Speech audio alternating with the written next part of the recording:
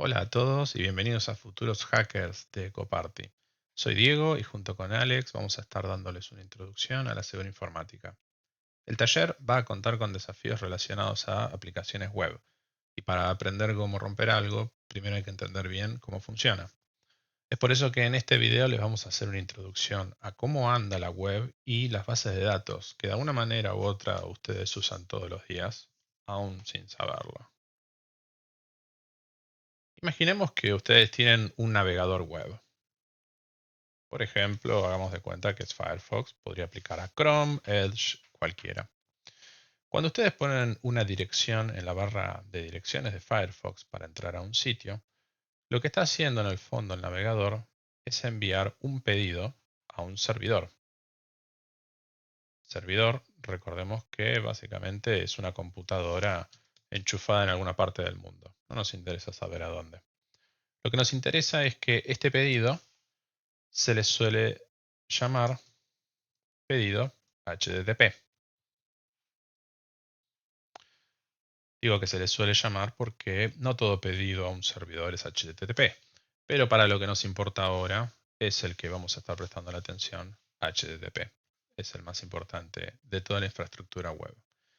Cuando vos le haces un pedido desde el navegador al el servidor va a procesar ese pedido y te va a responder. Te va a dar una respuesta.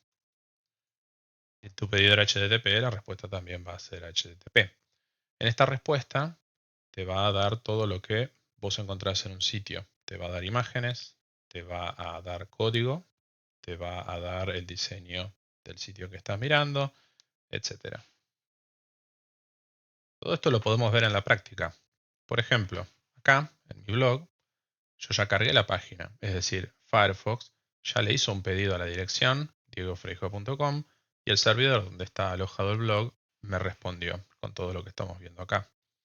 Ahora, si queremos entender más, mirar por dentro qué está sucediendo en este sitio web, podemos abrir las herramientas de desarrollador que nos provee Firefox. Para hacerlo, venimos al menú de acá de Settings, vamos a More Tools y acá adentro tenemos Web Developer Tools. Fíjense que también Ctrl-Shift-I les va a abrir el mismo panel. Acá adentro se nos abre una ventana con muchas solapas.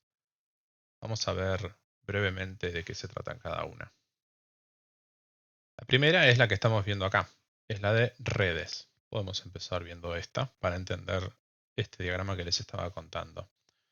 Si venimos al filtro acá, All, para que me muestre todas las cosas, los recursos que le está pidiendo al sitio, y refrescamos la página, vamos a ver todos los pedidos que le está realizando Firefox al servidor y todas las respuestas que le está dando. La importante, la principal, es la primera de todas, que es esta, que si fijamos se hace al dominio, al sitio diegofrejo.com en barra, es decir, en la dirección inicial del dominio. Hacemos clic, vamos a agrandar un poquito más para que se vea todo esto. Hacemos clic acá, vamos a ver más detalles sobre este pedido. Vemos que un pedido involucra varias cosas, no vamos a prestar atención a todo, pero lo más importante nada más. Lo primero fundamental de todo pedido de HTTP es que tiene unos encabezados, acá llamados headers. Headers pueden ser para el pedido y también para la respuesta. Es decir, Firefox mandó todos estos encabezados cuando le hizo el pedido al servidor y el servidor le respondió con todos estos encabezados. Cada información que está dentro de un encabezado es lo que uno podría llamar metadata. Es información que no es exactamente lo que uno va a terminar viendo en el sitio, pero es muy importante para el sitio web, para Firefox para dibujarlo y para mantener cosas como sesión, para saber quién está logueado en el sitio, etc. Para nosotros que nos dedicamos a la ciberinformática, esto es muy importante, porque si logramos alterar el comportamiento del servidor en base al comportamiento que le mandamos en estos headers, podemos llegar a lograr hacer muchas cosas que el programador no nos quería permitir hacer desde un principio. Así que los vamos a estar viendo más en detalle más adelante. Ahora, otra solapa importante que podemos ver en el pedido es, a veces hay información request, en este caso no lo hay, pero a veces le podemos mandar información en nuestro pedido, ya lo vamos a estar viendo, pero casi siempre va a haber una respuesta, como en este caso. Fíjate que la respuesta yo pedí en el barra fue todo este texto. Por más que se vea muy feo, podemos ver que es el texto que termina estando dibujado en el sitio web. Podemos ver acá la vista en crudo de esto y nos va a tirar todo este código. No es importante que entiendan bien qué es este código. Lo importante es que sepan que esto es HTML y lo que hace el HTML es explicarle a Firefox cómo dibujar el sitio. Fíjate que tenés cosas como cuál es el título de la página, que es lo que se ve acá arriba. Tenés cosas acá como el logo de acá a la izquierda. Te va a marcar imágenes, links, etcétera, etcétera.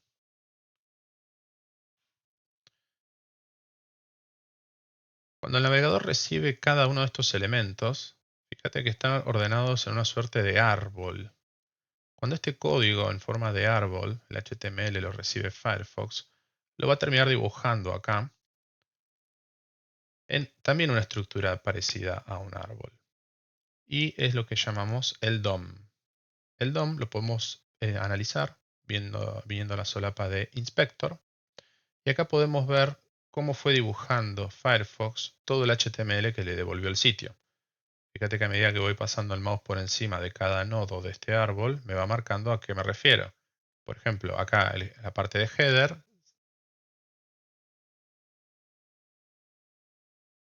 Por ejemplo, la parte de header está marcando el encabezado. Tenemos una parte de main, que adentro tiene secciones.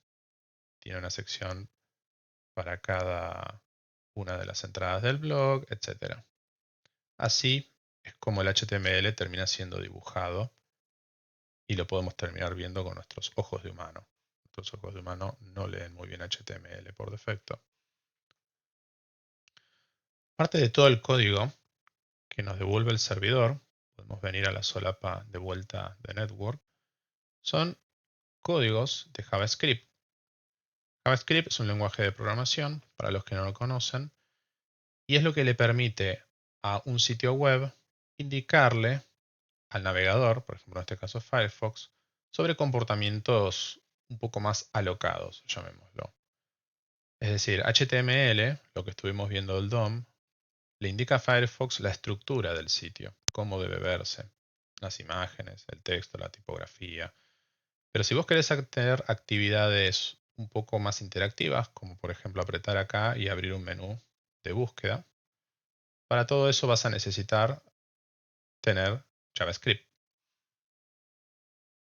Vamos a ver muy brevemente lo que es JavaScript, porque es un tema que da para largo. Y la idea acá no es que salgan programadores de JavaScript, sino que entiendan lo suficiente para poder romperlo. Si venimos a la solapa de consola, acá lo que nos va a aparecer es un intérprete de JavaScript, que quiere decir que yo le puedo ir tirando código y me lo va a estar ejecutando y devolviendo el resultado al instante. Entonces, por ejemplo, yo puedo escribir algo muy sencillo. 1 más 2, enter, me va a ejecutar y me lo va a devolver en 3. Esto ya es JavaScript lo que estamos ejecutando. Pero hay otras cosas más interesantes que puede hacer JavaScript. Por ejemplo, llamar a funciones.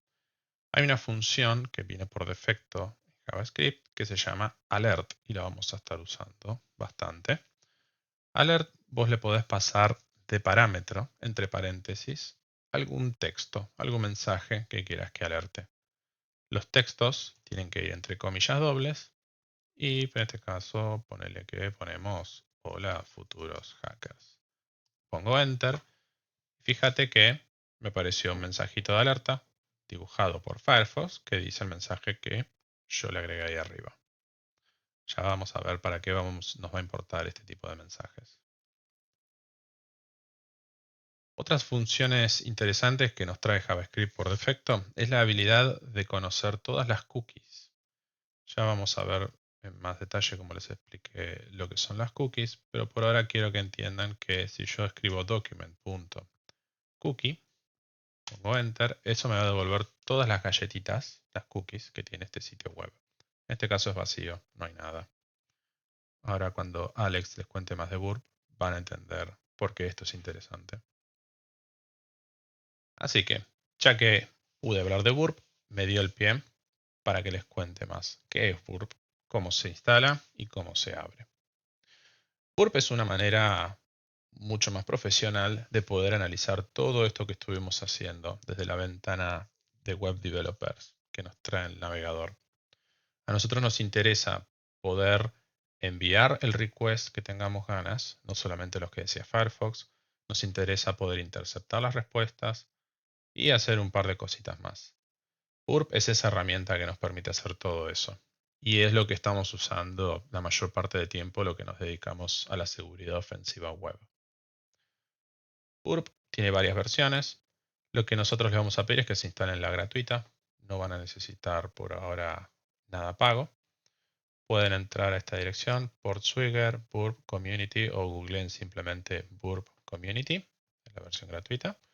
Venimos a Downloads desde acá. Y acá pueden elegir, bueno, de nuevo la Community y su sistema operativo. Para el taller da lo mismo si traen Mac, Windows o Linux, no pasa nada. Descargan y lo instalan. Yo acá lo descargué y abrí el instalador. No tienen que tocar mucho más de lo que viene por defecto. Pueden darle Next, Next, Next. Se los va a instalar.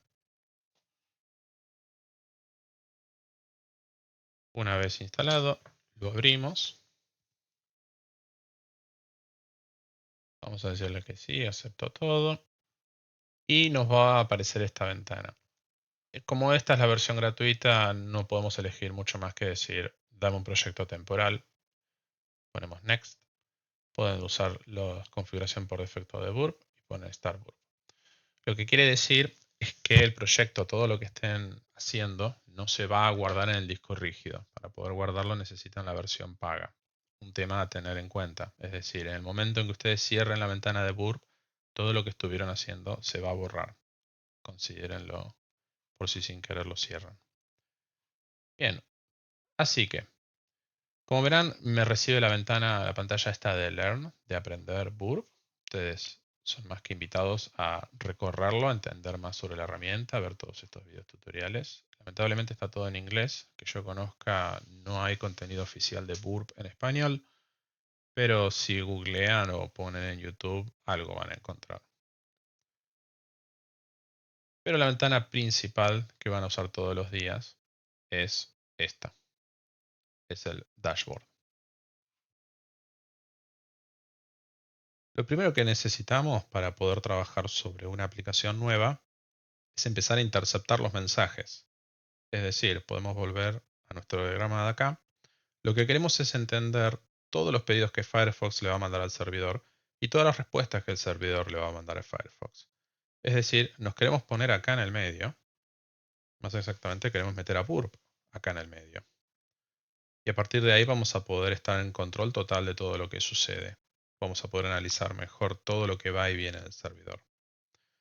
Esto se le llama proxy. Un proxy significa una aplicación o persona que está en el medio de una comunicación y que es el encargado de reenviar mensajes de un lado hacia el otro. ¿Cómo podemos hacer que Burp sea el proxy de Firefox? Para eso venimos aquí a Firefox. Vamos a la ventana, a la solapita de acá arriba. Vamos a Settings. Y desde acá buscamos Proxy. Acá nos aparece Network Settings. Vamos ahí, Settings. Y acá podemos configurar cuál va a ser el proxy que Firefox tiene que usar. Le decimos, déjame configurar manualmente la configuración del proxy. Y acá vamos a tener que poner la dirección IP y el número de puerto donde Burp está escuchando conexiones para funcionar como proxy. Por defecto va a estar escuchando en 127.0.0.1, es decir, esta IP siempre quiere decir apunta a la computadora actual, no te vayas a otra computadora en la red. Y el puerto por defecto es el 8080. Importante tildar esta opción de también usarlo para HTTPS, es decir, para conexiones seguras. Así lo usa tanto para conexiones seguras como inseguras. Vamos a OK y probamos de que todo haya salido bien. Para eso, vamos a cualquier sitio. Yo voy a volver a usar el blog. Pongo refrescar. Vemos que el pedido fue y volvió, es decir, Burp está funcionando. Y ahora veamos si Burp interceptó todo. Y podemos ver que sí. Burp acá me está tirando todos los requests y las respuestas, pedidos y respuestas, que fueron desde Burp Firefox hasta algún servidor, a la internet. Acá podemos ver el pedido inicial, diegofreijo.com, y después podemos ver todos los pedidos que fueron haciendo después del inicial. Todas cosas que requiere el blog para funcionar. Podemos ver de nuevo, como lo veíamos en las herramientas de desarrollador de Firefox, el pedido con todos sus encabezados. Podemos ver la respuesta, que también tiene encabezados, más la respuesta en sí, se le dice payload a esto, que es el código HTML que estábamos viendo antes. Ahora verán que también hay otras cosas, por ejemplo este Detect Portal Firefox. Esas son cosas que Firefox hace por lo general para ver si tiene acceso a su sitio y ver cosas como si hay una nueva versión de Firefox, etc. También podemos ver que acá hay otros pedidos a otros sitios, convertkit.com. En este caso yo sé por qué es esto. Esto es donde estoy alojando el formulario para poder suscribirse a la lista de correos. No lo tengo dentro de mi sitio, estoy usando convertkit.com y por eso está haciendo este pedido. Este es el formulario de correo. Ahora bien, cuando uno hace un test de seguridad en un sitio, no le suele importar lo que sucede fuera del sitio al que está atacando. En este caso, no nos interesa saber lo que pasa en ConvertKit, no nos interesa saber lo que pasa en Firefox.com, pero nos puede interesar lo que pasa en diegofreijo.com, porque acá es donde tenemos que atacar. Acá es donde, por ejemplo, nos están pagando para ir a detectar vulnerabilidades. Así que, ¿cómo podemos decirle a Burp? Che, Burp, mostrame solamente lo de diegofreijo.com, lo demás no me interesa. Bueno, se puede. Para eso tenemos el concepto de scope. ¿Qué es el scope? Si venimos a la solapa de target, acá vamos a ver todos los sitios que hasta ahora recibieron algún pedido y respuesta a través de Burp. Y como estábamos viendo recién, de todos estos, el único que nos interesa es este de acá, diegofreijo.com. Si yo le hago clic derecho, voy a tener varias opciones. Una es Add to Scope. Nos va a preguntar, che, agregaste algo al scope. ¿Querés que Burp deje de agregar a la historia, o es decir, a todas las ventanas que estás viendo, cosas que no están en el scope? Vamos a ponerle que sí. Medio que no va a ser muy importante para lo que hacen ustedes poner sí o no acá, pero pongan que sí. No nos va a interesar ninguna otra cosa que no esté en nuestro scope. Por los dos nos pone un mensajito, che, mira que hay cosas que no te estoy mostrando. Es decir, todo lo que está fuera del scope. Bueno, no pasa nada, lo cerramos. Si venimos ahora a Scope Settings, acá, podemos ver cuál es nuestro scope. Es todo lo que está en diegofreijo.com. Es decir, scope significa alcance y es todo el grupo de sitios webs, aplicaciones webs o cualquier otro recurso que puedan identificar por la URL, que es donde estamos interesados a atacar. No nos va a interesar nada que no esté en este sitio. Ahora, todo esto igual se sigue mostrando porque ya había pasado antes por Burp. Imagínense que tienen un montón más de sitios que ya habían analizado antes y no quieren que los aparezca, quieren solamente ver el scope. Para hacer eso pueden venir acá al filtro, cliquear Show Only in Scope Items y Apply. Y esto va a hacer que solamente aparezcan los ítems que están en el scope. Eso no solo aparece, no solo lo pueden aplicar en la ventana de target, sino si volvemos a la ventana de proxy, donde tenemos de nuevo todos los pedidos y sus respuestas, también tenemos un botoncito de filtro.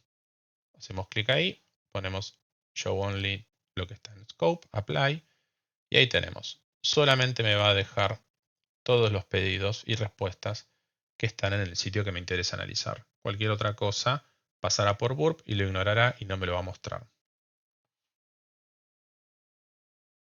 La última herramienta importante de burp es el repeater. ¿Para qué me sirve el repeater? Yo les dije que como analista de seguridad me interesa poder mandar cualquier pedido a un servidor y poder analizar en crudo qué respuesta me manda, no lo que me dibuja Firefox en el navegador. Hagamos de cuenta que quiero mandar algún otro request similar a este, pero con algunas ediciones al servidor. Para eso puedo venir al request, clic derecho y mandarlo al repeater. Verán que se me iluminó la ventana de repeater porque me dice, che, acá pasó algo, me han mandado algo. Vengo al repeater y lo que veo es el pedido que acabo de mandarle con todos sus encabezados y una respuesta que por ahora está vacía. Si yo así como está le pongo send, voy a enviar ese pedido y esta es la respuesta del servidor. No es muy distinta de lo que estábamos viendo antes. Pero si a mí se me ocurre acá editar algo, ya vamos a ver qué querrían editar y por qué. Podría hacerlo. Por ejemplo, me interesa sacar este header referrer. No me interesa. Lo puedo borrar, enviar y ver qué sucede. No hubo mucho cambio porque fue un header bastante inofensivo. Pero podríamos hacer otra cosa. Por ejemplo, alterar el host. El host quiere decir el dominio, es decir, el servidor a donde estamos queriendo mandar este mensaje. Hagamos de cuenta que decimos, se lo estoy mandando a google.com. Envío respuesta y fíjense que ya el pedido cambió. Me está tirando un código de error. Me dice, che, 404, no encontré lo que me estás pidiendo. Porque, ¿cómo puede ser? Vos me estabas apuntando al target diegofreijo.com, pero después me dijiste que estabas buscando un sitio google.com dentro de freijo.com. ¿Y sabes qué? No lo encontré. Y este HTML que me devuelve, podemos darnos una idea con nuestros ojos humanos que se dibujaría viendo la solapa de render en la respuesta, para lo cual Burp nos levanta un pequeño navegadorcito acá adentro que nos dibuja el mensaje de error. Fíjense, bueno, esto es lo que me devolvió el servidor donde alojé el sitio. Se llama Vercel, me tiró este error.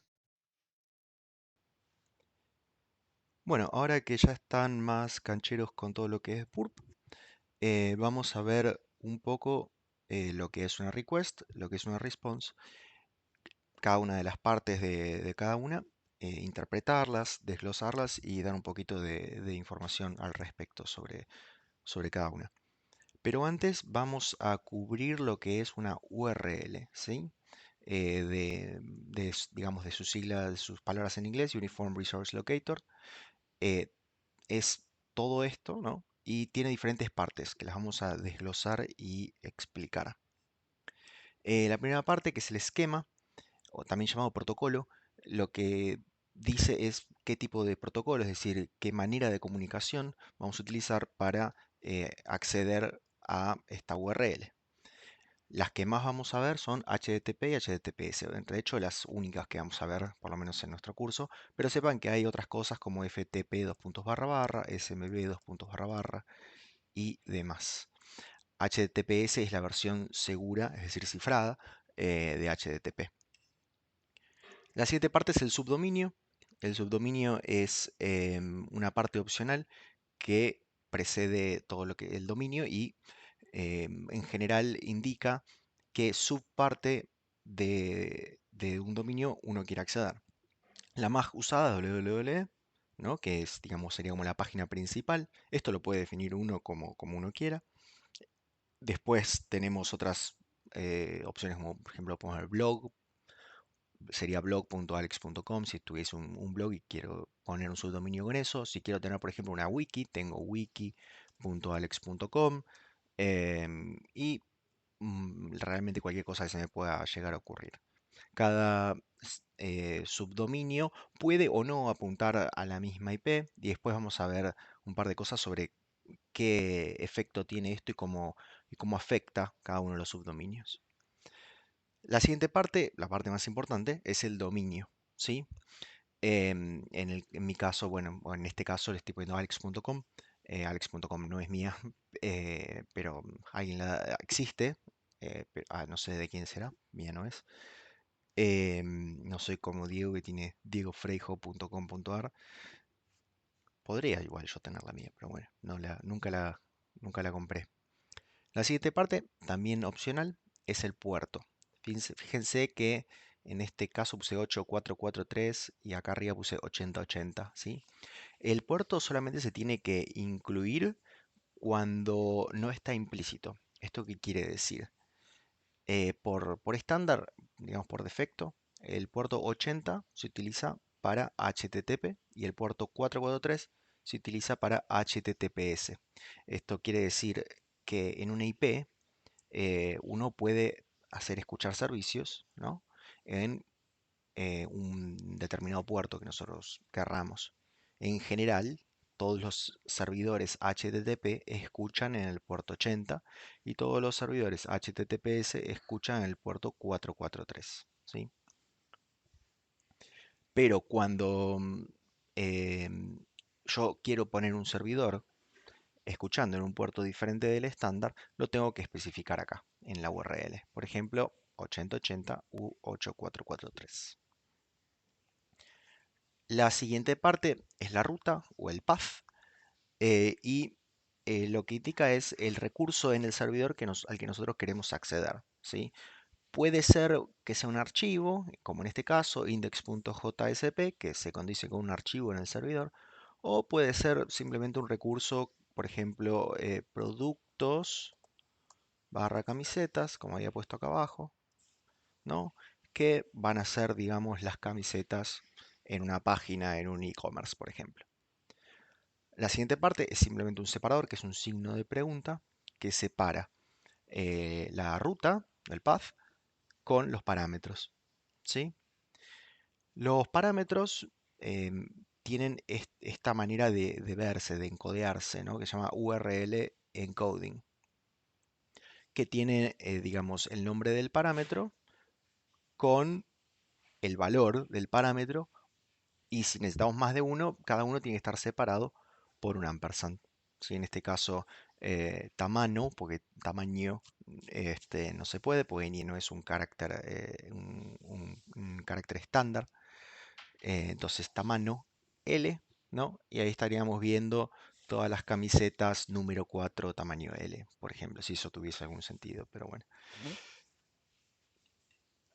Una cosita más, antes de continuar con esto, quería hablar brevemente de lo que es un DNS. Nosotros cuando accedemos a un dominio, o mejor dicho, a una combinación subdominio-dominio, el DNS perdón, el navegador lo va a traducir haciendo una solicitud a un DNS este, a una IP. Esto imagínense que es como si fuese una guía de teléfonos que probablemente no hayan visto nunca una en su vida, pero para mí sí, es válido, pero en el cual uno da el dominio, que es más fácil de acordarse. Imagínense si uno tuviese que acordarse la IP de cada uno de los sitios a lo que uno que quiere acceder, este, y el DNS le devuelve la IP. De esa manera, uno tiene que acordarse los nombres de cada uno de los sitios y hay otras funcionalidades que están copadas y después las vamos a ver cuando veamos el header host. Pero básicamente uno puede tener más de un sitio en una misma IP. ¿Sí? Bueno, ahora que ya tienen las básicas de lo que es una URL, vamos entonces a continuar con lo que es una request y las diferentes partes. Una request es un paquete de datos que se le manda a un servidor, el servidor la interpreta y da una respuesta. Es una manera, es un formato especial, un estándar que se utiliza dentro del protocolo HTTP con este fin. ¿Sí? La primera parte de lo que es la request, la primera línea es la más importante porque tiene tres cosas muy importantes. Lo primero es esto que está acá, que es get, es el verbo. ¿Sí? El verbo es la operación que nosotros vamos a estar haciendo. Principalmente, ahora vamos a ver get, después vamos a ver otras, pero get es la principal porque sirve para pedir información de un servidor, pedir un recurso. La siguiente parte, separada por un espacio, es lo que vimos, la ruta y los parámetros, que se condice con lo que vimos en la URL. Y fíjense justamente acá, esto sí es un archivo en el servidor. Tenemos index.jsp. Esto es un archivo del servidor, en efecto, pero miren esta otra, que no es un archivo en un servidor, sino es lo que se le dice endpoint, que tiene diferentes informaciones y cada uno tiene diferentes operaciones también, dependiendo de cómo esté programada la aplicación web. La tercera parte de la primera línea es la versión de HTTP que estamos utilizando. Para nosotros no nos cambia demasiado, sepan que 1.1 es lo que más se usa, ahora se está empezando a usar 2. Antiguamente estaba 1.0, 0.9, pero no nos cambia mucho para lo que queremos ver. Todo lo que sigue hasta e incluso, o sea, toda esta parte de la request son los headers o encabezadores, ¿sí? Son como notas especiales que se envían junto a la request para dar más detalles al servidor. Esto tiene información especial que adicionan, digamos, detalles que van a ser después procesados por el servidor. El más común, digamos, el más cercano a nosotros es User Agent, que lo que le va a decir al servidor es con qué navegador y con qué equipo, con qué cliente, con qué tipo de cliente nos estamos comunicando. Yo me estoy comunicando con un Firefox en una computadora, una Mac. Entonces fíjense, acá tenemos Firefox, la versión de Firefox, Macintosh, Intel, pues una Mac Intel. Mozilla es el engine, si no me equivoco. Sí, es el engine del navegador. Y con esto el servidor se hace una idea de qué es lo que nos tiene que mostrar. Si nosotros nos conectamos desde Internet Explorer nos muestra otra cosa, desde Chrome nos va a mostrar otra cosa, desde un celular que tiene un navegador mobile va a ser otra cosa. Todo esto lo pone el cliente, que sería el navegador. Cada navegador tiene su propio user agent. Otro header también muy importante es el header host. ¿Por qué es tan importante este header host? Porque nos permite tener más de una aplicación web, más de una página en una misma IP. Yo recuerden que les dije que el DNS traduce un dominio y una combinación subdominio-dominio a una IP, ¿sí? Esto quiere decir que si, por ejemplo, yo tengo diegofreijo.com, que voy a inventarme la IP, pero digamos que es 100.20.35.96, ¿sí? Y el DNS me dice que diegofreijo.com está en esta IP, ¿sí? Pero Diego em, es muy buena persona y me presta a mí un subdominio en su dominio. Y entonces él pone que el www se va a traducir a esta IP y después me dice que alex.diegofreijo.com también se va a traducir a esta IP, porque él tiene un solo servidor, tiene una sola IP y, y no quiere tener otra IP para mí aparte, diferente. Entonces, ¿cómo hace digamos, el navegador para decirle al servidor que en realidad yo me quiero conectar a Alex y no a la www, justamente con el header host? Acá, si esto fuese yo conectándome a mi sitio que me prestó Diego, esto estaría en el header host. Justamente esto va de la mano del ejemplo que mostró Diego hace un rato, ¿no? Que él se había conectado a un sitio, a su sitio, ¿no? En este caso, fíjense que me estoy conectando con este Shoes Shop, Heroku App. Es un sitio que podemos utilizar para practicar seguridad informática, este tipo de cosas. Y me devolvió 200, todo bien, todo perfecto. Ahora, si yo le cambio esto, yo le pongo no existe.herokuapp.com, me va a devolver 404 not found, no encontrado. Esa es la utilidad del header host. Bueno, otro header muy importante, por lo menos para nosotros, en lo que es el protocolo HTTP, es el header cookie. ¿Sí? El header cookie, valga la redundancia, envía todo lo que son las cookies del navegador.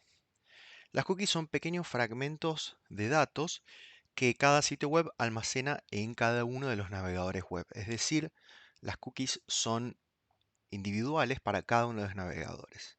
Es decir, Firefox tiene su almacenamiento de cookies, Chrome tiene su almacenamiento de cookies, etcétera, etcétera. ¿Para qué sirven las cookies? Para recordar información. Esto es lo principal.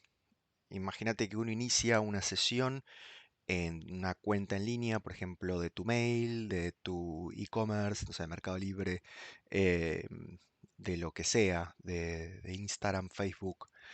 El navegador guarda un identificador, que es un Session ID. Fíjense, acá tenemos un ejemplo de lo que es un Session ID, ¿no? Este identificador es enviado por el servidor y yo lo guardo. Y esa es la manera que tiene el servidor de identificar que yo soy la persona que digo ser, es decir, que me logueé con las credenciales que yo utilicé. Otra cosa bastante útil para lo que es las cookies son bastante utilizadas, que es lo que es la personalización, ¿sí? Es decir, imaginémonos que yo me conecté a esta página y la quiero usar en inglés, y entonces, fíjense acá, en Heroku App, acá dice inglés, pero tenemos otros idiomas, lo voy a poner en español, ¿sí? Y esto se guarda en el navegador. Y si vamos acá al proxy y nos fijamos, por ejemplo acá, fíjense que la cookie language cambió. Ahora es decir, español de España. ¿Sí? Eso también es parte de la personalización. Otra personalización, por ejemplo, es este Welcome Banner Status. Yo cuando me conecté por primera vez a JustShop, me apareció un cartelito que me decía bienvenido a JustShop, bla, bla, bla. Y yo le hice clic en eso. Bueno, gracias por darme la bienvenida. Y entonces el navegador guardó esta cookie que dice que yo ya le hice clic a eso. Entonces la próxima vez que me conecte no me va a volver a decir, digamos, bienvenido y todo eso, por más lindo que haya sido. Otra cosa que también se utiliza un montón, y esto lo deben haber escuchado, es para el rastreo, las famosas cookies de rastreo. Es decir, vos entras a un sitio, te da una cookie, entras a otro sitio, te da la misma cookie, y entonces de a poco, ¿sí? Van teniendo información de quién sos vos, de qué, lo que se llama tu identificador de publicidad, o tu identificador publicitario, ¿no? Y van sabiendo de a poquito este, mm, cada una de las cosas que haces y así van, digamos, dándote publicidad más acorde a lo que vos querés. O sea, es decir, si te metes a una página de ropa, no sé, una determinada marca, te va a mostrar publicidad de esa marca. Ok, ahora esto nos da justamente el puntapié para ver un tema que es muy importante para HTTP, que es lo que se llama un protocolo stateless. HTTP es un protocolo stateless, que significa sin estado. Esto se refiere a la forma en la que funciona el protocolo HTTP y funciona de la siguiente manera. O sea, cada una de las solicitudes es independiente. Vos cuando haces una solicitud a un servidor web, como abrir una página web, cada una de las cosas que uno le pide es una solicitud, es un request. ¿Sí? Fíjense, yo estuve, no sé, 2 minutos en Shoes Shop y ya me dio como casi 1000 requests. ¿Sí? Esto es porque cada una de las cosas que pide, imágenes, el JavaScript, fíjense, esto es JavaScript, o así diferentes requests que piden diferente información, cada una de ellas produjo una, ¿sí? Y que justamente el Burp las loguea. Esto sucede porque A diferencia de lo que nosotros entendemos por TCP, TCP funciona como si fuese una llamada telefónica, ¿sí? Uno marca el IP, puerto y el puerto, se hace esta conexión, queda el canal de comunicación hecho y uno va, digamos, hablando en este caso, con otra persona o con el otro servicio, ¿no? Lo que es la conexión cliente-servidor, ¿sí? El tema es que HTTP lo que hace es abre la conexión, ¿sí? Envía el request, recibe el response y cierra la conexión. Es decir, que si yo agarro acá, cada vez que hago clic acá en send, pasa eso. En ese abrir y cerrar de ojos, se abrió una conexión, se envió el request, se recibió el response y se cierra la conexión. Esto permite que HTTP sea más simple, no haya que estar, digamos, haciendo un recuento de todas las conexiones que se hicieron y da también bastante agilidad a los navegadores y bueno, todo lo que es digamos, la escalabilidad y, digamos, la poca dificultad de procesamiento que hay para, para este tipo de protocolos. Y eso es básicamente lo que es un protocolo stateless. Y ahí entran más digamos, en primer plano lo que son las cookies, ¿sí? Porque un protocolo stateless necesita sí o sí de las cookies para cada una de las cosas, si no, el servidor va a perder noción de dónde viene la conexión y no va a poder dar contenido personalizado a cada una de las personas que se conecten. Imagínense que si yo me conecto a mi banco, quiero ver mi información bancaria y no quiero que Diego vea mi información bancaria, ¿no? Ahí justamente entran las cookies. Continuando con los componentes de la request, tenemos entonces la primera línea que indica el verbo, la ruta y la versión HTTP, los headers o encabezadores, ¿sí? Y después fíjense que hay una línea en blanco y otra línea más, ¿sí? Que está vacía, que es una línea que tiene tamaño 0, ¿sí? Esta parte de abajo, de acá, se llama body o cuerpo de la solicitud, ¿sí? Que por defecto, por estándar, todo lo que son las solicitudes de verbo get o las solicitudes get, ¿sí? No tienen cuerpo.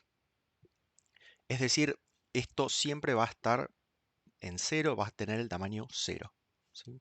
Pero esto no es el caso en todos los tipos. Vamos a ver el siguiente tipo de solicitud que es la request tipo post. Acá fíjense que cambió. Ahora estamos haciendo una request con un verbo post a do login. Do login para loguearse, para autenticarse a una aplicación. Está haciendo testfire.net, que se las muestro rápidamente. Es un banco de mentira, ¿sí? Al Toro Mutual. El principal uso de lo que son las requests del tipo post es login. ¿Sí? Fíjense que acá tengo UID o User ID o ID de usuario, passw, que es el nombre, estos son los nombres de cada uno de los parámetros, que fíjense que acá aparece de vuelta lo que es el URL encoding, ¿sí? Esto es URL encoding, que es URL encoding, que es encodeo o codificación de URLs. Este, este tipo de esta codificación de parámetros se utiliza para tener una manera estándar de cómo enviar los parámetros. Entonces, en este caso sería mi nombre de usuario, mi user ID, mi ID de usuario es test, mi password es test, y esto es el botón de login, literalmente el botón que dice login, que acá se los muestro. Fíjense que tenemos username, password y login, que siempre va a ser login, pero como es parte del formulario, esto se llama formulario, ¿sí? Lo manda siempre el navegador. Si nosotros ponemos send, ¿sí? Me va a decir que encontró algo y en este caso me va a volver a la página de login porque esta cuenta no existe. Yo pongo test, me va a mostrar esto. que dice que no existe ni el user, ni el usuario ni la contraseña. Y que intente nuevamente. Pero si yo pongo acá, esto lo cambio y pongo una contraseña de usuario que yo sé que sí existe, fíjense acá la respuesta cómo va a cambiar. Fíjense que acá nos dio dos órdenes al servidor que se llaman setCookie, que las vamos a ver en un toquecín, pero básicamente es la manera que tiene el servidor para darnos cookies. ¿Por qué? Porque nosotros nos acabamos de autenticar, acabamos de decir, nosotros somos admin y nuestra contraseña es admin. Entonces nos tiene que dar, para recordarnos, nos tiene que dar una cookie de sesión. Y esta aplicación web nos da dos cookies de sesión, que es bastante común. Puede darnos dos, tres, todas las que quiera. Entonces, esto es equivalente a hacer lo mismo. Yo hago admin acá, tuki, ¿sí? Si nosotros vamos al burp y buscamos justamente esta request, la vamos a encontrar. Vamos acá al proxy y acá vemos post do login, ¿sí? Es exactamente lo mismo que lo que hicimos acá. La única diferencia es que yo esto lo edité acá. Ahora, uno podría pensar, y es una pregunta re válida, ¿qué pasa si mi contraseña tiene un signo igual o un ampersand? Bueno, justamente, ¿sí? Es para lo que sirve el URL encoding. Una cosa que fíjense que se nos agregaron dos nuevos headers. Uno que se llama content type y otro que se llama content length, ¿sí?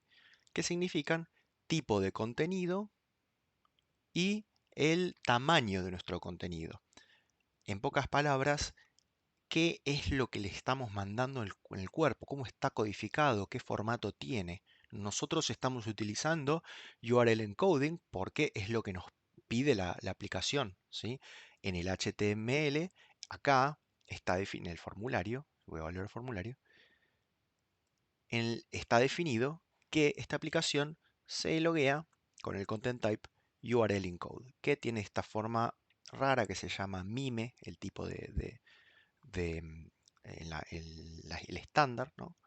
Que es application barra xwww form URL encoded, ¿sí? Entonces, ¿qué pasa si mi contraseña tiene un ampersand? Ahí lo vamos a ver. Vamos a poner entonces, o que mi usuario tiene un ampersand para que sea más claro. En vez de llamarme admin, me voy a llamar admin ampersand y mi password va a ser admin ampersand también. Pongo login. Y cuando vamos al burp, vamos a ver que pasó esta cosa extraña acá, que dice admin peso por cientos y 26. Esto es justamente el URL encode. ¿Qué es ese por ciento 26? Por ciento es la manera que tiene para codificar cada uno de los caracteres y 26 es lo que se llama código ASCII. Bueno, ASCII es un conjunto de reglas y estándares que asigna números a caracteres y símbolos utilizados en la comunicación electrónica y la informática en general. Es decir, que a cada uno de estos caracteres, letras, números, signo igual, em, la contrabarra está acá, la barra está acá, el punto, el espacio, y todos estos de acá a la izquierda que se llaman caracteres de control, a cada uno de ellos se le asigna un valor, un número, y que en general se expresa en su versión hexadecimal. Es decir, en base 16 versus a la que nosotros estamos acostumbrados, que es base 10. Base 10 es 0 al 9 y después empezamos de vuelta 1, 0, 1, 1. Hexadecimal es lo mismo, pero en vez de parar en el 9, seguimos después A, B, C, D, F. Entonces vamos del 0 a la F, después 1, desde el 1, 0 a 1F y así seguimos. Esto es por una cuestión de que es más corto para expresar, necesitamos solamente dos caracteres para expresar la mayor cantidad, los caracteres más comunes. ASCII en general va desde, o sea, tiene como identificadores desde el 0 al 255, esta es la mitad de la tabla, porque es muy grande la tabla entera y no me entraba en la pantalla. Pero bueno, ASCII es de 0 a 255. La evolución de ASCII fueron diferentes tipos de encoding, es decir, de codificación, que amplían todo lo que es ASCII para las nuevas, no solo las cosas existentes, los caracteres existentes que quizás existen, pero nosotros no los usamos tanto, como kanjis o incluso emoticons, porque los emoticons hoy por hoy son parte de nuestra lengua, nuestra manera de comunicarnos y tienen su lugar para las computadoras. Obviamente tienen que estar identificados de alguna manera. Y entonces de esa manera se logró expandir ASCII. Y eso es digamos, la manera con la que se expandió ASCII se llama Unicode. ASCII utiliza un solo byte, es decir, de 0 a 255 o de 0 a FF, ¿sí? Para expresar cada uno de los caracteres, que es lo que nosotros en lo que nosotros nos vamos a enfocar. Fíjense, si volvemos acá a nuestro ejemplo, el por 126, si nosotros agarramos el 26, lo buscamos en hexadecimal, es efectivamente el ampersand, ¿sí? Burp permite fácil y rápidamente encodear y desencodear lo que nosotros necesitemos. Ponerle que nosotros queremos también encodear admin porque se puede, lo va a entender el navegador, perdón, el servidor. Vamos acá, clic derecho, yo lo seleccioné así, tuki, clic derecho, convert selection, URL encode all characters, ¿sí? Y fíjense, yo esto lo copio y lo pego acá. No me está copiando, ah, claro, pues no estoy en un repeater. Bueno, voy al repeater, lo copio, ¿sí? Acá voy a reemplazar, entonces voy a hacerlo de vuelta. Clic derecho, convert selection, URL encode all characters. Y fíjense que reemplazó la palabra admin por cada uno de sus identificadores en URL encoding. Y de hecho, si nosotros buscamos el 61 en la tabla ASCII, tuki tuki es la A de admin. La D es el 64 y todos los demás. Y si nosotros mandamos esto, por más que nosotros podríamos poner admin, porque no tiene un carácter especial, ponemos send y es lo mismo. Para el navegador es idénticamente lo mismo, perdón, para el servidor es lo mismo, ya sea que nosotros ponemos admin o que ponemos el URL encoding de admin. Bueno, antes de continuar con los tipos de encoding, voy a parar un segundito para mostrarles, ya que apareció acá, lo que es la instrucción setCookie, ¿sí? La respuesta, como la request, tiene su cuerpo, su primer línea y sus headers, ¿sí? Que le dan información del servidor al navegador. La más lejos, la más importante, es setCookie, que lo que dice es, el servidor le dice al navegador, che, necesito que me guardes esta cookie. Nosotros nos acabamos de loguear con nuestras credenciales súper seguras, admin, que ustedes dirán, pero esto es solamente porque es la página de test, esta Testfire. No, verás, tenía una consola de administración con las contraseñas admin, con la que expusieron a toda nuestra información crediticia a básicamente mucha gente. Mucha gente que la encontró y accedió. Así que bueno, pero volviendo. Entonces, nosotros nos logueamos con nuestra contraseña y nuestro usuario. Admin son válidas, como ya habíamos visto, y el navegador nos va a decir, bueno, perfecto, te doy dos cookies, una cookie de sesión y otra cookie de sesión eh, secundaria, ¿no? Que tiene otra información que el servidor quiere que nosotros guardemos. Para eso utiliza el header setCookie. Fíjense que esta se llama JSessionID y tiene un montón de cosas que son aleatorias. Esto es hexadecimal. Eh, esto yo sé, digamos que Testfire está eh, hecha, está desarrollada en un lenguaje de programación que se llama Java. Las cookies, por defecto, uno obviamente puede cambiarle las cookies de sesión de Java se llaman JSession ID. Esto la van a ver por un montón por un montón de lugares. PHP, por ejemplo, se llama PHP Sys ID.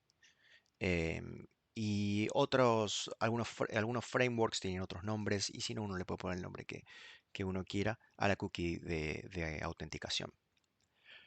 Fíjense que hay dos instrucciones de setCookie, es decir, que nos está pidiendo que guardemos dos cookies diferentes. Y la primera tiene esto que dice path y HTTP only separado por un punto y coma. Esos son los parámetros de las cookies, ¿sí? Este primer parámetro dice que el navegador solamente debería enviar esta cookie cuando se accede al path barra, o sea, a la ruta barra o todas las de abajo. Es decir, cuando la ruta empieza por esto.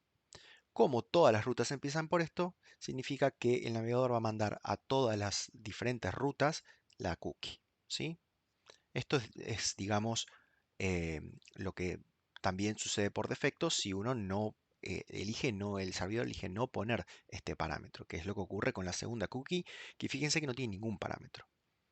El segundo parámetro es HTTP only, ¿sí?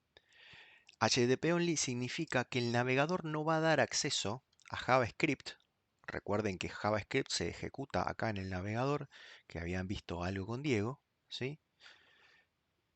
No va a dar acceso a esta cookie, a JavaScript. ¿Por qué? Porque es solamente para HTTP o HTTP only, ¿sí? Una cosita más, fíjense que las cookies tienen también este formato parámetro igual valor, y si nosotros pusiésemos alguno de los parámetros que por defecto se encodean con URL encoding, también las cookies respetan ese formato. Bueno, continuando con el siguiente encoding, el siguiente tipo de codificación, les presento JSON. JSON, por su sigla JavaScript Object Notation, es una manera que tienen dos servicios informáticos para transmitir información específicamente orientada a objetos. ¿Qué son los objetos? Si alguno de ustedes alguna vez programó en algún lenguaje tipo Java, JavaScript, C++, que soporta objetos, que se soporta hacer lo que se llama programación orientada a objetos, saben que un objeto es simplemente una manera, digamos, particular de organizar la información, que tiene un conjunto de datos que se llaman propiedades, que son como variables dentro de un objeto, y las cosas que que se pueden hacer con ese objeto, que son funciones o métodos, según como se les dice a una función dentro de un objeto. Es decir, una variable dentro de un objeto se llama propiedad y una función dentro de un objeto se llama método. Pero como JSON solamente le importa la información, no va a expresar nada sobre los métodos de los objetos que uno está intentando transmitir. Entonces, acá les muestro cómo se definiría esto. Por ejemplo, lo podría uno utilizar en Python, pero también sería válido en JavaScript. Esto es la notación de diccionario, ¿no? Que se le dice, uno agarra el objeto, que en este caso se llama auto, entre corchetes pone la propiedad que queremos acceder y le ponemos el valor. Entonces, fíjense que la marca del auto es Peugeot, ¿sí? Entre comillas, punto y coma. El año de fabricación del auto es 1984. Y fíjense que 1984 lo puse em, en número y no lo puse entre comillas. ¿Por qué? Porque es otro tipo de datos. Peugeot acá es un dato tipo string, es una cadena de caracteres. 1984 es un dato numérico, es un número, porque el año siempre va a ser numérico. El día que, no sé, el año sea, no sé, gato, bueno, podemos ponerle año gato, pero esto es un número y los años siempre van a ser así, entonces lo podemos dejar como tipo de dato numérico. Después, acá fíjense que en el modelo puse 504. 504 es un número, pero el tipo de datos lo tenemos que dejar como un string. ¿Por qué? Porque si yo quiero después tener un Ford, el modelo es fiesta, y fiesta no es un número. Entonces lo tenemos que dejar como un string. La siguiente propiedad, diesel, puede ser o no diesel, que es lo que nos interesa. Ponemos false o true, esto es lo que llama un tipo de datos booleano, que puede ser false o falso, o true, verdadero, es decir, si es o no diesel.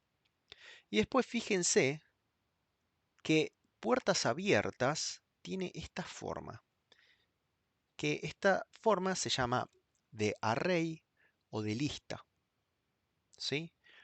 Y tiene 4 valores.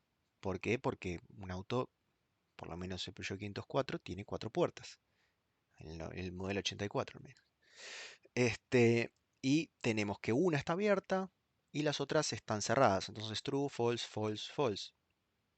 Y después, fíjense que lo mismo se puede hacer con las marcas de las cubiertas. Yo tengo 2 Firestone y 2 Goodyear por alguna razón.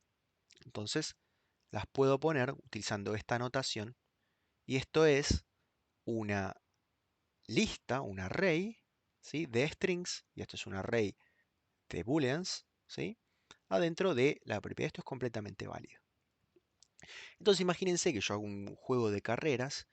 ¿Por qué yo correría una carrera en un Peugeot 504 1084? Es una buena pregunta, pero es un uso de caso completamente válido.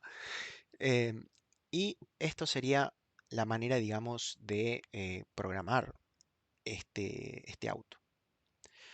Si uno después lo quiere expresar como JSON, ¿sí?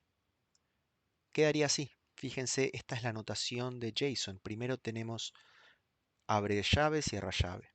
Esto implica que el objeto JSON, la notación JSON empieza. Después tenemos marca 2 puntos Peugeot, coma, fabricación 2 puntos 1984, en número, coma, modelo 504, coma, entre comillas, diesel false, coma, puertas abiertas, tenemos las 4 puertas abiertas y la marca cubierta, las 4 marcas. También puede haber adentro de cada una de estas propiedades, puede haber incluso otro objeto, objetos anidados adentro de objetos. Pero bueno, para este caso lo vamos a mantener así de simple. Una cosita más, el proceso de pasar, ¿sí? De un objeto a un JSON se llama serialización y lo contrario se llama deserialización. Entonces, volviendo al burp, acá estamos viendo que los parámetros que nosotros utilizamos para loguearnos a la aplicación, en este caso fíjense acá por el host, es usejob de vuelta. Yo creo una cuenta, que es este email es unemail@cualquiera.com y mi contraseña muy segura, password1234. Y el navegador web lo expresa de esta manera. Y fíjense que el content type cambió. Ahora es application/JSON, ¿sí? Y si uno aprieta send, el servidor nos dice perfecto, acá estás autenticado. Y nos da, y quiero que hacer un pequeño parate acá, nos da este token. Fíjense que no nos dio una cookie. ¿Sí? Qué interesante. Esto se llama JSON Web Token o JWT, que es otra manera de autenticarnos hacia un servidor. La diferencia que esto no se guarda en una cookie, sino se guarda en otro almacenamiento del navegador que se llama Local Storage, que es otro de las maneras que tienen los navegadores de almacenar estado. Este JWT, este JSON Web Token, se compone por 3 partes encodeadas en otro tipo de encoding que se llama base64 y que lo vamos a ver en un toquecín, pero primero les quiero mostrar cómo se usa esto. Esta es la request para loguearnos, nos logueamos, el servidor nos dio este JSON Web Token que nos sirve para autenticarnos.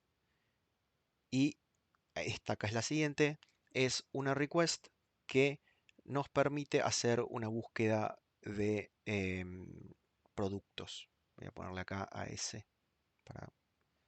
Y entonces acá nos tira todos los productos. Pero lo que nos está dando la autenticación en realidad no es la cookie, sino este header, este encabezador. Ustedes se fijaron que yo borré la cookie y la aplicación sigue funcionando, ¿sí? Me sigue tirando lo mismo. Entonces, ¿cómo sabe el navegador que nosotros somos quien decimos ser? Por este header. Es el header de autorización o el header authorization, que tiene justamente nuestro JSON Web Token con nuestra información de autenticación. Vamos a ver rápidamente qué es un JWT, ¿sí? O un JSON Web Token.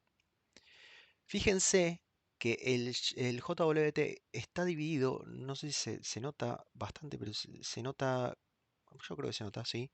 Está dividido en tres partes, divididas por un punto cada una. O sea, la primera parte, la segunda parte y la tercera parte, llamadas encabezador, de vuelta, vemos la palabra, body, cuerpo, de vuelta. Y esto de acá atrás es la firma, ¿sí? Y cada una de estas partes está encodiada en base 64. Quiero mostrarles qué es base 64. Base 64 es una manera en la cual uno puede codificar, encodear información de cualquier tipo y expresarla de manera legible, es decir, de manera que no tenga caracteres especiales. Si ustedes se fijan acá, ¿sí? Acá tenemos números, letras y nada más. Tenemos acá un guión bajo. Van a ver en algunos el símbolo igual, una barra, pero todos esos caracteres son válidos, ¿sí? Es decir, no rompen con ningún otro estándar, ¿sí? No tenemos un signo de exclamación, no tenemos un signo de numeral, un dos puntos, ¿sí? Sí, y nosotros podemos codificar y decodificar rápidamente. Si vamos acá al decoder, esto yo lo copié, voy al decoder, lo pego acá,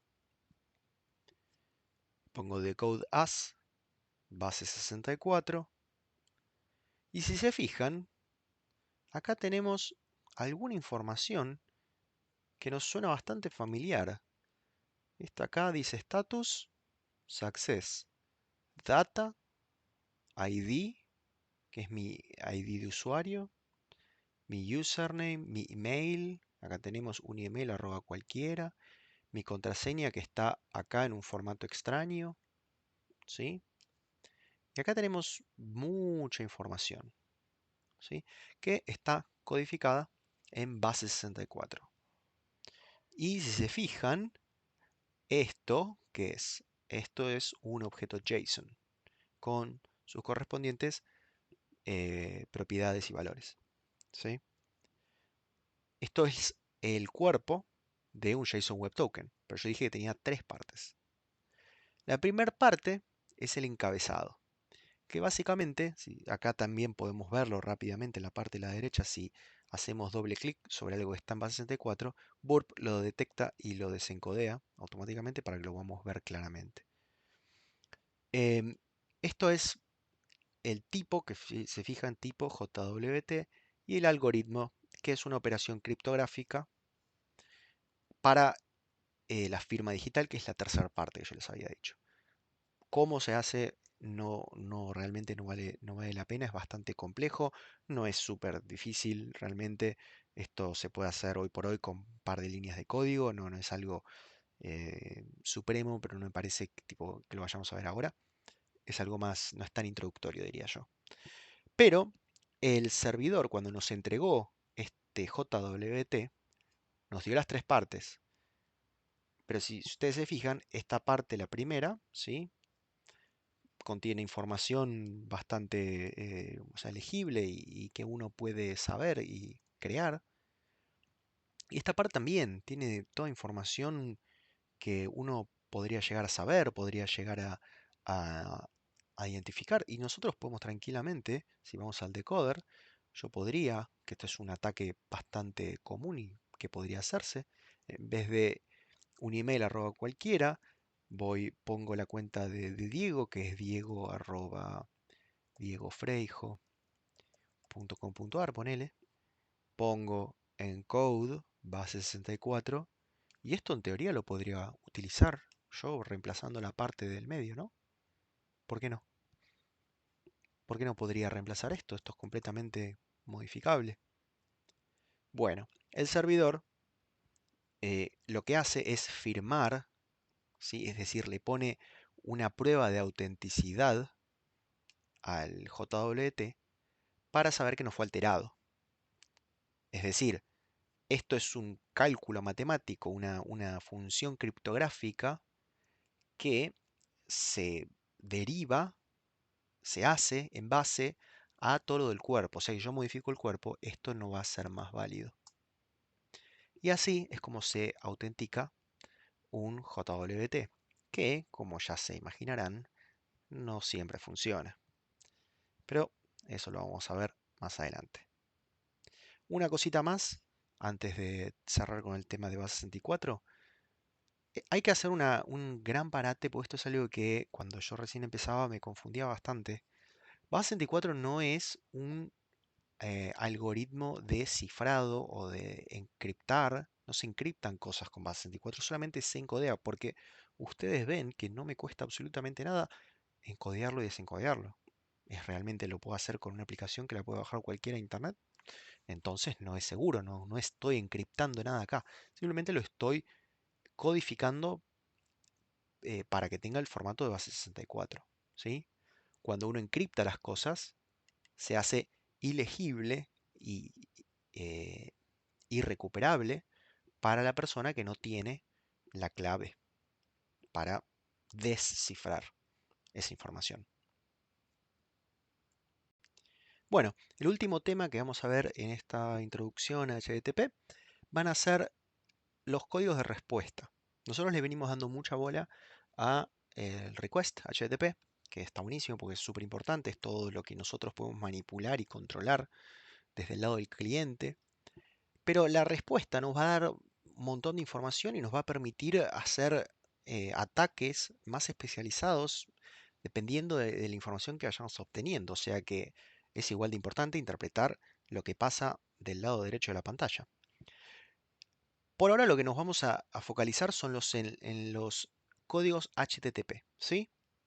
Fíjense en la primera línea que dice HTTP 1.1.200, OK. Ese 200 pertenece a una serie de códigos estándar, ¿sí?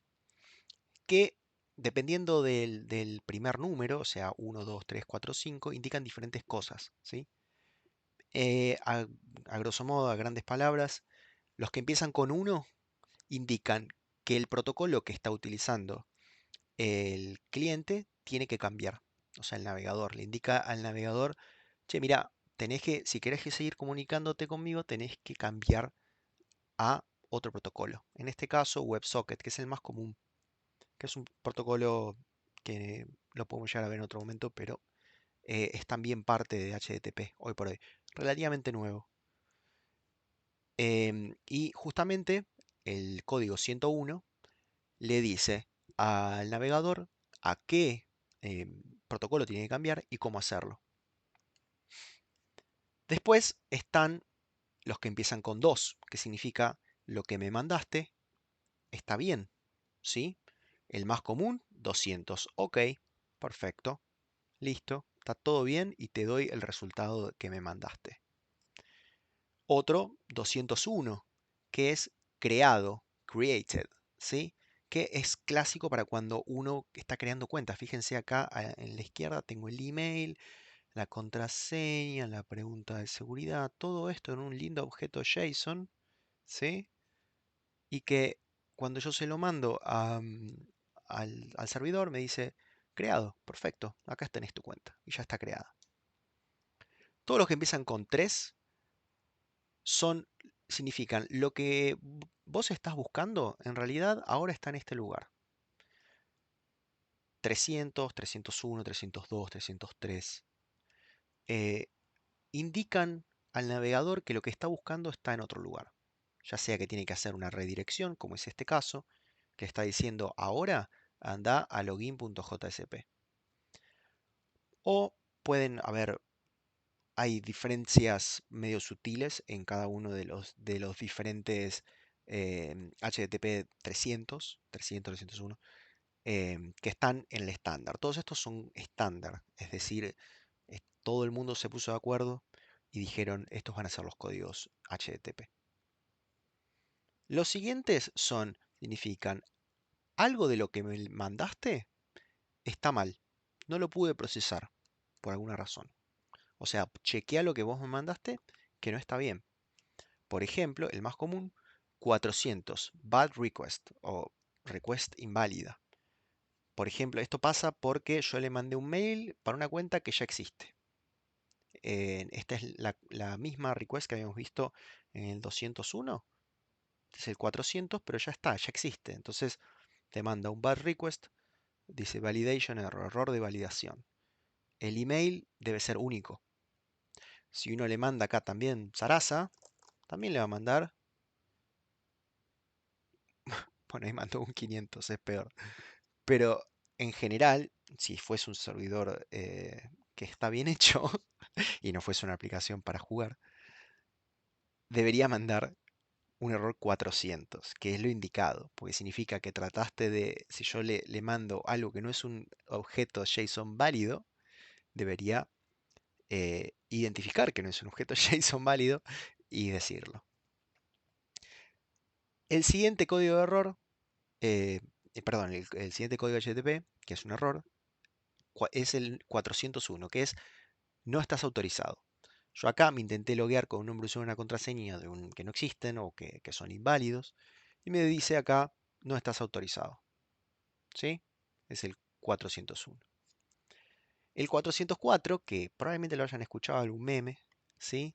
Es cuando no existe lo que estás buscando. Yo acá le hice un get, le pedí barra no existo, que no existe, y em, el servidor me respondió 404, ¿sí? El siguiente, la siguiente, digamos, eh, los siguientes tipos de error son em, los que empiezan con 5. ¿Qué significa? Vos me mandaste algo, pero yo tuve un problema al procesarlo.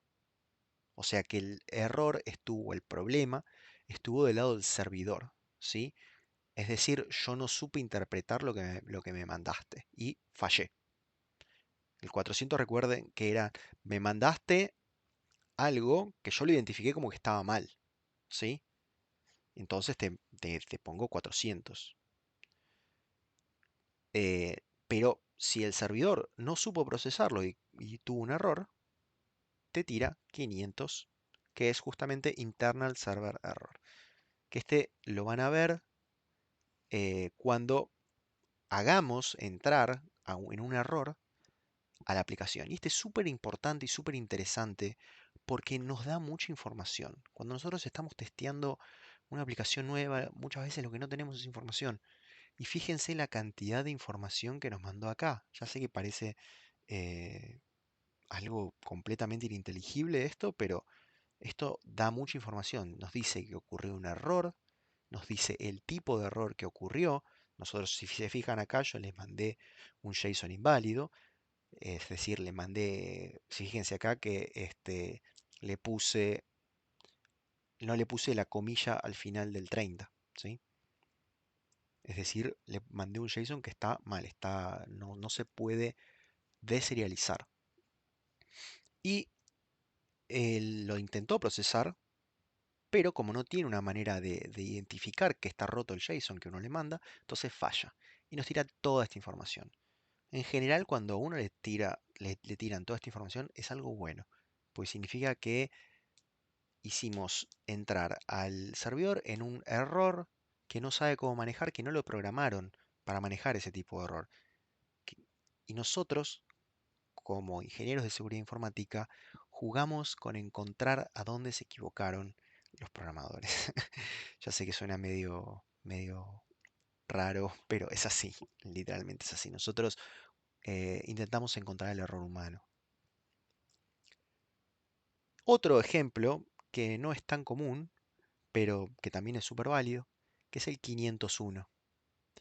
El 501 es not implemented, que específicamente pasa cuando uno pide un método que no existe, que no está implementado, o cuando está buscando hacer una operación que no está implementada y le tira 501 no implementado.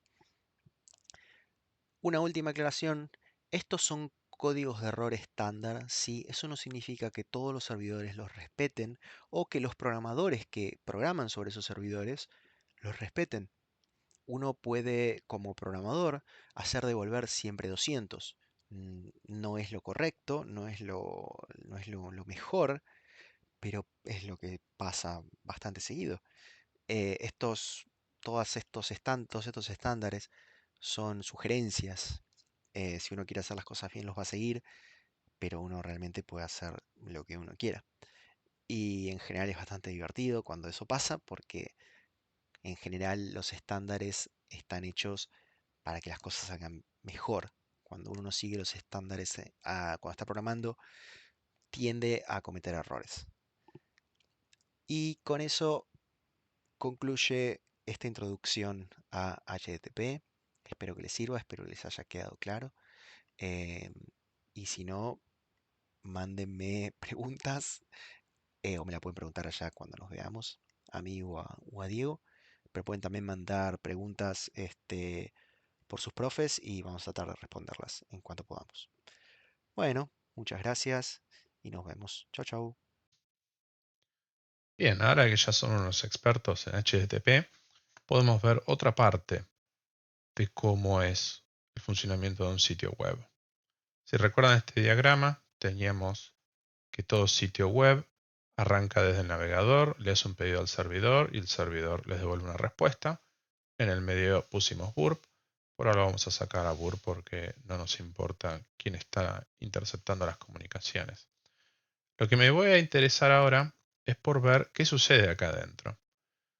Dentro de un servidor tenemos, por lo general, muchos programas corriendo, pero hay dos que nos van a interesar principalmente. Uno es el servidor HTTP. Este es el que devuelve los pedidos, las respuestas estas, es decir, recibe los pedidos HTTP y devuelve las respuestas que estuvimos viendo en Burp. Pero muchas veces los sitios web necesitan almacenar información. Ustedes lo habrán visto. Necesitan los sitios saber quién sos, cuál es tu contraseña, cuál es tu imagen de perfil, cuáles son tus contactos en Instagram, cuáles son los posteos que hiciste, etc. Todo sitio, por lo general, necesita almacenar datos. ¿Y esos datos dónde se almacenan? En una base de datos. PD, para hacerla corta. La base de datos, por ahora para simplificarlo, piensen que es un programa que está corriendo en el servidor, es decir, en una computadora encendida en una parte del mundo. Y muchas veces el servidor HTTP también es un programa. Y a veces está corriendo en la misma máquina que la base de datos, no necesariamente. A veces la base de datos está en otro servidor, es decir, en otra computadora. Ustedes la base de datos como usuarios casi nunca la ven. Pueden darse cuenta que está ahí porque los datos existen, claramente, pero como usuarios nunca tenemos acceso directo a esa base de datos. ¿Por qué? Porque contiene información sensible. Contiene básicamente toda la información de una aplicación web. Así que está escondida del acceso de los usuarios. El único que puede acceder a la información de la base de datos es el servidor HTTP. El servidor le hace una consulta, le pide datos. Por ejemplo, che, base de datos, vino un tal Diego Freijo y quiere saber cuál es la foto de perfil para poder mostrársela en Firefox. La base de datos le dice, bueno, cómo no, acá la tenés. También le puede preguntar cuáles son los contactos, si esto fuese, no sé, Instagram, cuáles son los contactos para ver a quién mostrarle, la historia de quién mostrarle. Quiero ver todos mis posteos de Instagram, mis fotos. Bueno, hagan de cuenta por ahora que todos los datos están almacenados en este programa. No vamos a ver en detalle cómo armar su propio servidor de base de datos, porque es un tema que da para rato y no es lo que queremos acá. Si ustedes quieren dedicarse a programar sitios web, muy probablemente lo tengan que aprender. Lo que nos va a interesar ahora es aprender cómo funcionan desde fuera las bases de datos para entender qué cosas podemos hacer para romperlas o, mejor aún, robarnos esos datos de los sitios web que estamos atacando. Para eso vamos a usar este sitio de W3 Schools. Este sitio yo los invito a que si quieren aprender más entren porque tiene mucha información respecto a cómo funciona la web. Está orientado a programadores, pero toda información sirve también para aprender seguridad y les va a enseñar mucho de lo que vimos acá y más. Pero bueno, lo que estoy usando de este sitio es este simulador de bases de datos. De nuevo, así no es cómo funcionan las bases de datos en la vida real, pero nos va a venir muy bien para practicar cómo se siente trabajar con una base de datos real. Básicamente una base de datos son muchas tablas, como estas. Cada tabla va a tener columnas. Cada columna va a identificar algún pedazo de información que queremos almacenar en la tabla. Y va a tener filas que son varias instancias de esa información. Por ejemplo, en este caso, esta es una tabla clientes. Vemos que el que armó este sitio web le interesó guardar para cada cliente cuál es el nombre, customer name, un nombre de contacto, una dirección, en qué ciudad vive, código postal, bla, bla, bla. Y muchas tablas van a encontrar que tienen un campo ID, identificación. Este campo, por lo general, es, como ven acá, un número que arranca en 1 y se va incrementando. Y para lo que sirve es para poder identificar unívocamente esa fila. Es decir, es una especie de DNI, si quieren mirarlo de esa manera, que identifica únicamente la fila de la que estamos hablando. Ya vamos a ver por qué es interesante e importante tener un ID. Ahora bien, si yo solo tengo una tabla en mi base de datos, va a llegar un momento que va a haber mucha información que no voy a poder guardar. Es por eso que no hay solo una tabla, hay muchas. Acá en esta base de datos de prueba tengo la tabla Customers, como ven acá arriba, que tiene 91 filas, records.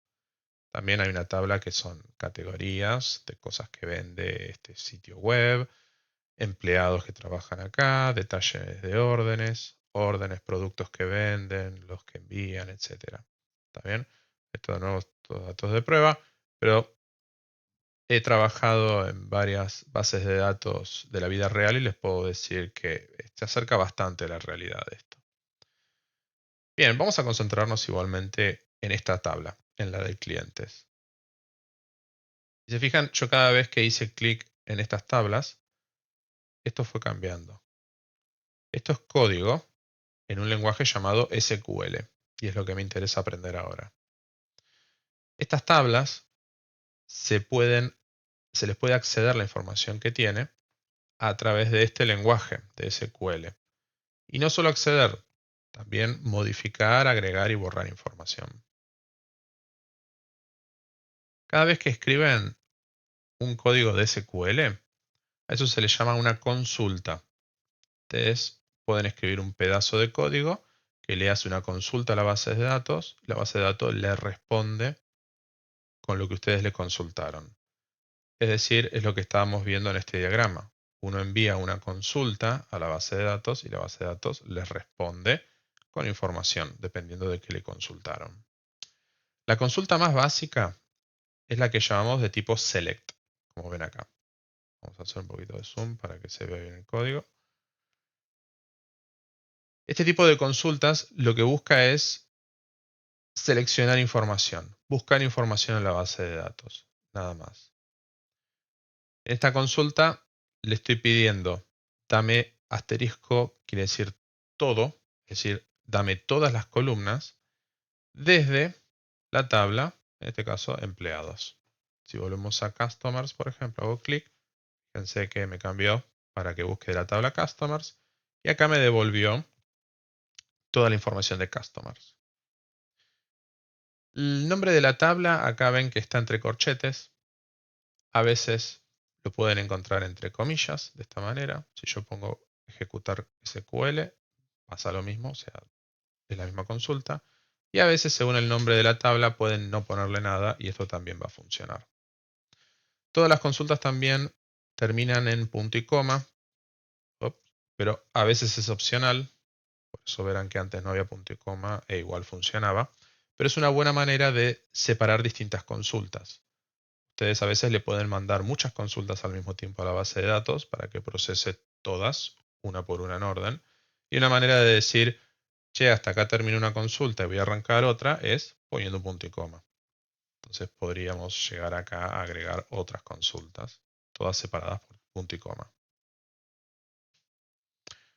A una consulta select se le pueden agregar muchas otras variables o fragmentos de consulta. Una de las más usadas es agregarle una cláusula where. Where lo que hace es filtrar. Acá le vamos a pedir, no me des todo, sino dámelo siempre y cuando las filas cumplan con la condición que te voy a poner ahora. Por ejemplo, ¿qué pasa si le digo, dame todas aquellas columnas donde el ID, Customer ID, sea menor a 5? Ponele. Vamos a poner ejecutar. Si nos fijamos, solamente nos trajo todas las filas donde el ID es menor a 5, menor estricto. Por eso es que el 5 no lo trajo. Si yo acá pongo menor o igual y lo ejecuto otra vez, también me va a incluir la 5. Ahora, si solamente puedo buscar datos de la base de datos, va a ser una base de datos aburrida, porque necesito en algún momento agregar datos también, no solo consultarlos. Para eso tenemos otra cláusula, la llamada insert. Yo acá ya tengo un ejemplo. La cláusula insert arranca diciendo, bueno, insert into el nombre de la tabla, en donde quiero insertar una nueva fila. Y después le digo valores, y estos son los valores que voy a insertar. Si se fijan, es un valor por cada columna en la tabla. Le voy a decir, poneme de ID 400, poneme que el nombre es Diego, el contacto es Alex, la dirección es esta, bla, bla, bla. Si yo no le proveo un dato para cada columna en la tabla, me va a tirar un error. Si corro esta consulta, fíjense qué pasa. No me devuelve ninguna tabla, no me devuelve datos.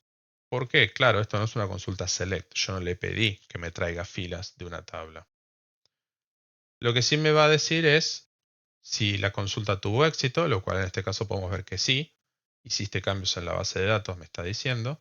Y también me informa cuántas filas fueron afectadas. En este caso una sola, porque claro, le dije insertame una sola fila. Y ahora volvemos a consultar toda la tabla de customers. Podemos bajar, bajar, bajar, bajar. Y vamos a ver que al final, en el ID 400, está la fila que acabo de insertar. Ahora ya vimos que podemos también seleccionar una fila en base a algún criterio, como por ejemplo el ID. Si nosotros acá ponemos seleccioname todos los campos de customer donde el ID sea igual a 400, ejecutar, vemos que acá tenemos la fila que acabamos de insertar. Hay veces que puedo no querer traerme todos los datos de la tabla, es decir, todos los campos, es decir, todas las columnas.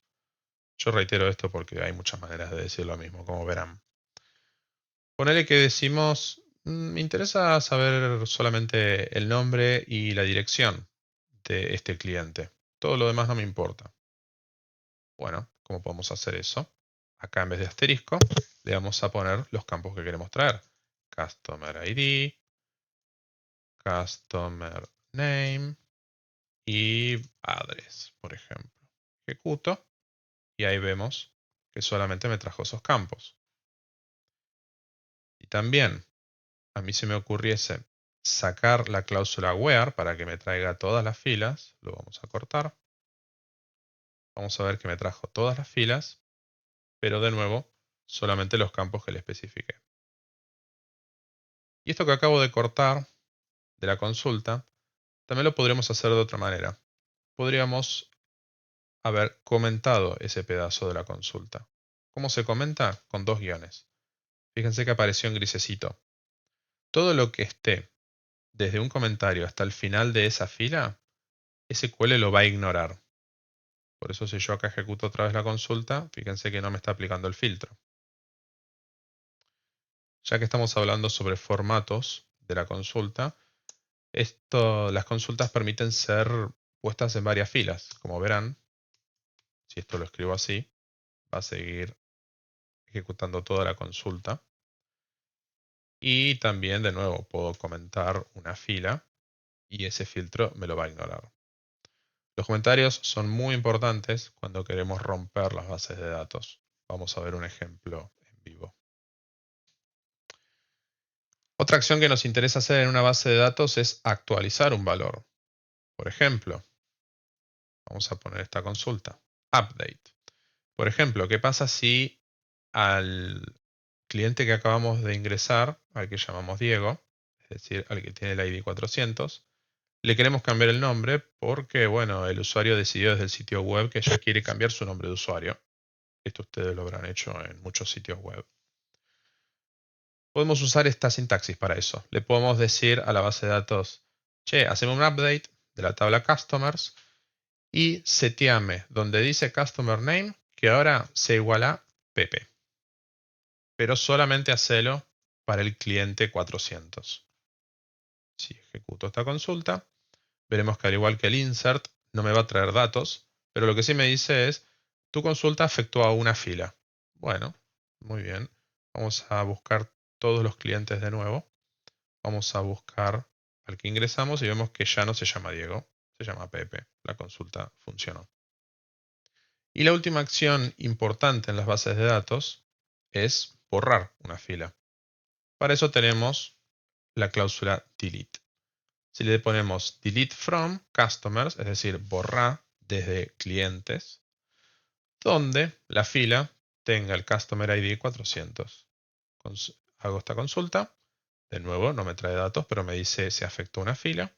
Y si ahora vuelvo a consultar todos los clientes, vamos a ver que el 400 ya no existe. Lo borramos de la base de datos.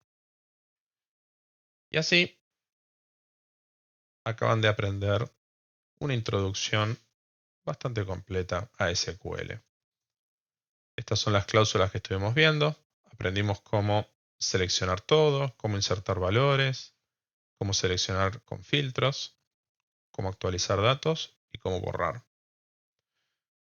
Ustedes, si ahora lo piensan con mentalidad de atacante, se imaginarán que poder ejecutar estos datos en una base de datos de un sitio web puede ser catastrófico. Es decir, imagínense si ustedes están vulnerando un sitio web y logran tener acceso a todos los clientes.